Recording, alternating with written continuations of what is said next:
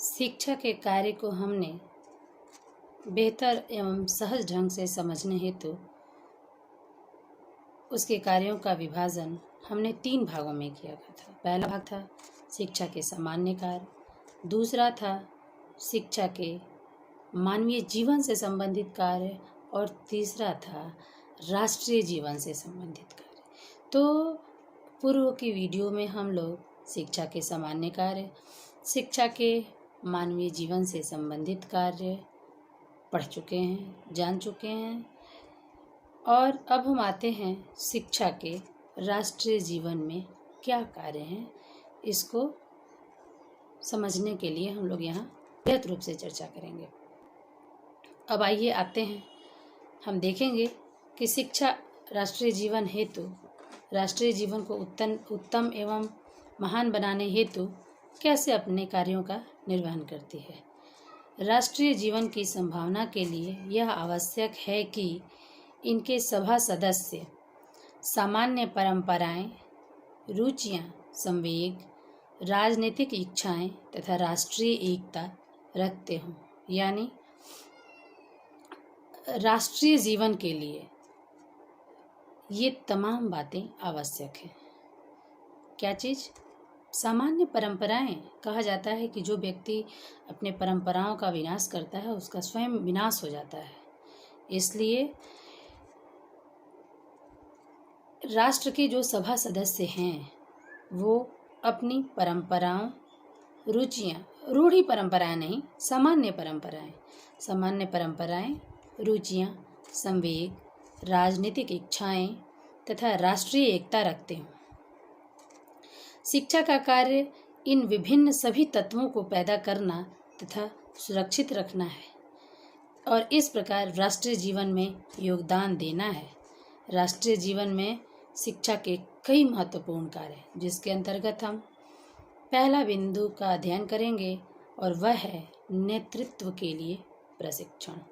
जी हाँ, राष्ट्र के विकास में, राष्ट्र के उन्नयन में हम अपने भावी कर्णधारों से यही अपेक्षा रखते हैं कि वो राष्ट्र का उन्नत विकास करें और विश्व पटल पर अपने राष्ट्र की पहचान स्थापित करें। तो ये जो भावी कर्णधार हैं उनमें सबसे पहले लीडरशिप क्वालिटी होनी चाहिए और ये लीडरशिप क्वालिटी उत्पन्न करने का काम कौन करता है? शिक्षा करती है। किसी देश के वर्तमान ढांचे में उचित तथा दक्ष लीडरशिप एक अनिवार्य आवश्यकता है। जी हाँ, हम बात कर रहे हैं राष्ट्रीय जीवन की। तो राष्ट्रीय जीवन से संबंधित सबसे पहली बात है लीडरशिप क्वालिटी बच्चों में उत्तम ढंग से विकसित की जा सके। वो लीडरशिप क्वालिटी में एक दक्ष मनुष्य अपने आप को बना सके। एक देश तभी उन्नति कर सकता है यदि उसके सामाजिक, राजनीतिक, आर्थिक, साहित्यिक, कलात्मक, सांस्कृतिक, औद्योगिक तथा नैतिक क्षेत्रों में योग्य नेता हो। यानी हम बात करें, राष्ट्र का विकास सिर्फ एक क्षेत्र से संभव नहीं है। सामाजिक, राजनीतिक, आर्थिक, साहित्यिक, कलात्मक, सांस्कृतिक, इन सभी तमाम क्षेत्रों का नेतृत्व करने वाला एक योग्य, एक दक्ष व्यक्ति हो, तभी राष्ट्र अपना चहुमुखी विकास कर सकता है और अपने आप को विश्व में एक अपनी पहचान के साथ मिसाल स्थापित कर सकता है। शिक्षा का एक महान कार्य विभिन्न क्षेत्रों में नेता पैदा करना है। जी हाँ, और उन नेताओं को अपने कर्तव्य कुशलता के साथ निभाने के लिए तैयार करना है। यह तभी हो सकता है यदि हम विद्यार्थियों को पठचर्या सहित सरगर्मियों के विभिन्न प्रकारों में भाग लेने की प्रेरणा दें। ये सरगर्मियाँ क्या हैं? देखिए, सरगर्मियाँ हैं तुरंत की स्थितियों से संबंधित विचार या बातचीत, जैसे अभी हमारा विश्व कोरोना वैश्विक महामारी से गुजर रहा है, तो अभी के परिदृश्य में हम बात करते हैं तो प्रमुख सरगर्मी है कोरोना बीमारी, और इससे सामना करने हेतु तमाम तरह की क्रियाकलाप कह सकते हैं, तमाम तरह की स्थितियां कह सकते हैं कि कैसे हम तमाम तरह की बातों के अनुसार कैसे हम कोरोना वैश्विक महामारी से लड़ सकते हैं। ये ज्वलंत सरगर्मी है अभी। तो हर समय में, प्रत्येक समय में परिस्थितियों के अनुसार मनुष्य के आसपास कई चर्चित सरगर्मियां होती हैं।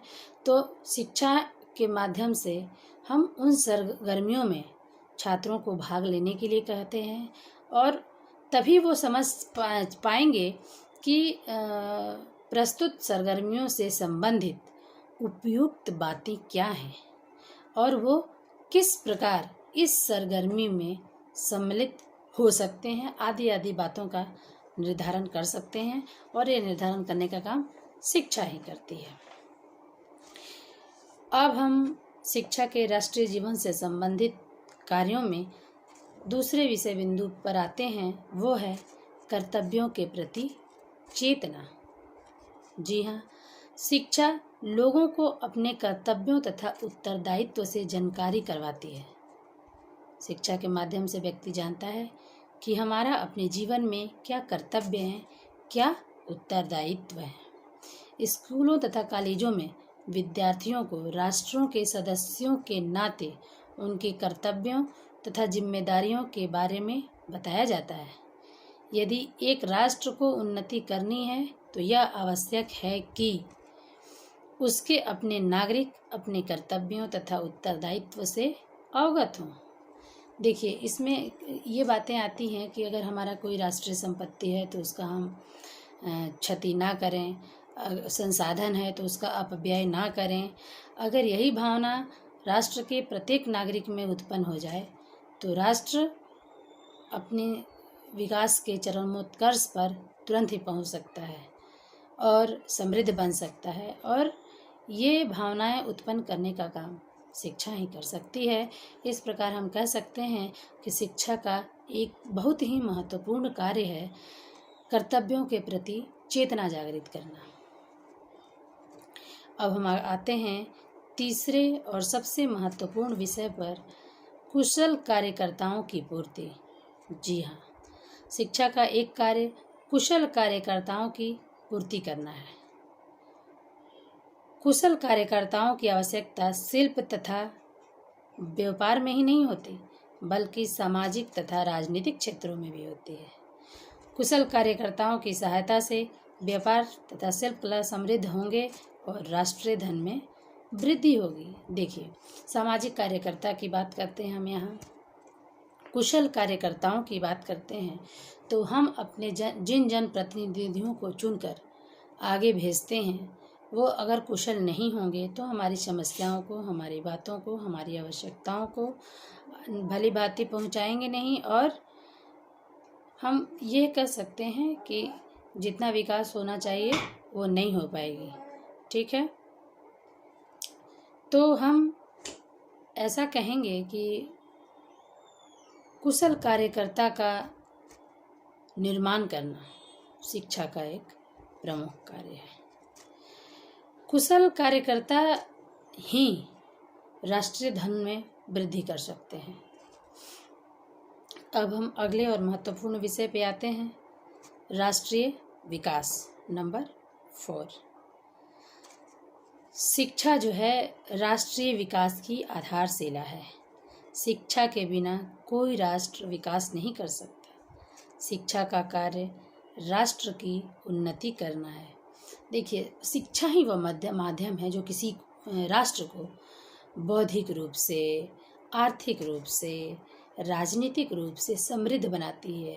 और ये स्वाभाविक बात है कि जब इन तमाम क्षेत्रों में कोई भी राष्ट्र समृद्ध बन जाता है तो वह अपने आप विकसित राष्ट्र की कैटेगरी में आ जाता है। अगला और महत्वपूर्ण विषय बिंदु है राष्ट्रीय एकीकरण। जी हाँ, किसी भी राष्ट्र की समृद्धि जो है उसके एकता में ही निहित है। अब राष्ट्रीय एकीकरण में बाधक तत्व क्या हैं? जातिवाद, भाषावाद, राज्यवाद, सांप्रदायिकता, क्षेत्रवाद, घृणितवाद, मतलब कह नहीं सकते हैं, कई तमाम तरह की बुराइयां हैं राष्ट्र के एकीकरण में। और शिक्षा ही वह माध्यम है जो इन तमाम बुराइयों को हटा सकती है, एकीकरण में सहायक बन, इन बुराइयों को हटाकर राष्ट्रीय एकीकरण को सुगम बना सकती है। शिक्षा ही एक ऐसा साधन है जो राष्ट्रीय एकता ला सकती है। डॉक्टर राधाकृष्ण के शब्दों में, यदि भारत ने स्वतंत्र, संगठित तथा प्रजातांत्रिक रहना है तो शिक्षा को चाहिए कि वह लोगों को एकता, न कि स्थानीयवाद, प्रजातंत्र, तानाशाही के लिए तैयार करे। जी हाँ, मतलब शिक्षा का सर्वोत्तम कार्य है राष्ट्र का एकीकरण करना। राष्ट्र के एकीकरण में जो भी बुराइयां हैं उनको हटाकर, उनको परिमार्जित करके राष्ट्र को एकीकृत करें। भावात्मक एकता। भावात्मक एकता क्या है? वसुधैव कुटुंबकम। जब तक भावात्मक एकता नहीं होगी ये विचार हमारे मन में आएगी ही नहीं। राष्ट्रीय एकता के लिए भावात्मक एकता अनिवार्य है। भावात्मक एकता हमारी उन्नति का मूलाधार है। भारत में अनेक धर्म, भाषाएं, रीति रिवाज, परंपराएं तथा जीवन जीने के ढंग हैं, परंतु क्या है, इन विभिन्नताओं में एकता है। हम सभी एक दूसरे के धर्मों का आदर करते हैं, एक दूसरे की भाषाओं का आदर करते हैं, एक दूसरे के रहन सहन का आदर करते हैं, जीने के ढंग का आदर करते हैं, उनमें जो कुछ अच्छाइयाँ हैं उनका अनुकरण भी करते हैं। आपसी सहयोग, सामाजिक सामंजस्यता के साथ इन विभिन्नताओं में भी अगर मनुष्य रह रहा है तो उसका एक मात्र श्रेय शिक्षा को है। भावात्मक रूप से संगठित करने का काम शिक्षा ही करती है, जिसके माध्यम से व्यक्ति विभिन्न धर्मावलंबी, भिन्न भिन्न भाषा भाषी होने के बावजूद भी आपसी सद्भाव के साथ समाज में रहता है एवं राष्ट्र का विकास करता है। नेहरू जी ने कहा है कि मैं जहाँ भी जाता हूँ भारत की एकता पर बल देता हूँ। यह एकता राजनीतिक नहीं, भावात्मक एकता है, हमारे मन तथा हृदय की एकता है, पृथकता की भावनाओं का दमन है। जैसे ही हमारे मन में एकता की बात आती है वैसे ही पृथकता जो है वह स्वयं समाप्त हो जाती है। इस प्रकार हम आते हैं अगले विषय बिंदु पर, राष्ट्रीय अनुशासन। बिल्कुल सही। शिक्षा ही वह माध्यम है, शिक्षा ही वह साधन है जो व्यक्ति में अनुशासन पैदा करता है। और अनुशासन में अगर हम बात करें आत्म अनुशासन की, तो आत्म अनुशासन शिक्षा के माध्यम से ही व्यक्ति में जागृत हो सकती है। और जब व्यक्ति आत्म अनुशासित नहीं होगा तो वो राष्ट्र के लिए भी अनुशासित नहीं होगा। इस प्रकार शिक्षा ही वह माध्यम है जो राष्ट्रीय अनुशासन को विकसित करती है। और अगर देख लीजिए भारत में स्वतंत्रता हेतु बड़ी बड़ी लड़ाइयाँ लड़ी गईं और सभी लड़ाइयों में अनुशासन महत्वपूर्ण रूप से दिखता है। अगर अनुशासित होकर हम इन बृहत रूप से लड़ी गई लड़ाइयों को संभाल नहीं पाते, अगर हम अनुशासित नहीं होते, तो हमारे जो स्वतंत्रता सेनानी थे अनुशासित रहकर राष्ट्र कल्याण के लिए इन संघर्ष भरी लड़ाइयों को लड़ा है।